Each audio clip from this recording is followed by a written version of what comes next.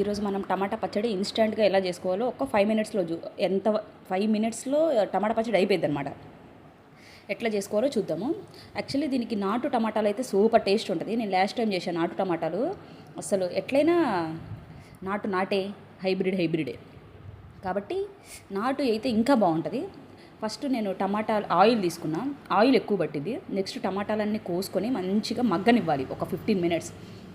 బాగా మగ్గనిచ్చిన తర్వాత దాంట్లో కొంచెం చింతపండు, జీలకర్ర, చిన్నులపాయలు, రాక్ సాల్ట్, కారము.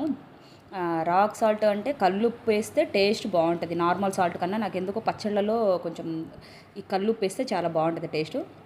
ఇవన్నీ మగ్గాల్సిన అవసరం లేదు. మగ్గిన తర్వాత లాస్ట్లో వేసేసి తర్వాత మంచిగా మిక్సీలో మెత్తని పేస్ట్లాగా పట్టేసుకోవడమే.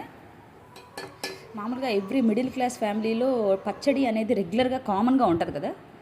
ఎవరు రెగ్యులర్గా పచ్చళ్ళు చేసుకొని తింటారో మాలాగా కామెంట్ చేయండి. నెక్స్ట్ వచ్చేసి దీన్ని పోపు పెట్టుకోవడమే. మామూలుగా నన్ను కొంతమంది ఇక్కడ అంటే ఒక అన్న అడుగుతూ ఉంటాడు, ఏంది మీరు ఎప్పుడు పచ్చడి లేదంటారా అని. అంటే ఒక సెట్టి అన్న. ఎస్, మేము రెగ్యులర్గా మాకు పచ్చడి లేదు ఒక ముద్ద దిగదనమాట. అంత పిచ్చి పచ్చళ్ళు అంటే డైలీ ఒక పచ్చడి ఉండాల్సింది. అది ఏదైనా కానీ టమాటా, మామిడికాయ, ఇంట్లో నార్మల్గా పచ్చిమిర్చి పచ్చడి ఏదో ఒకటి రెగ్యులర్గా పచ్చడి లేదు మాకు ముద్ద దిగదబ్బా.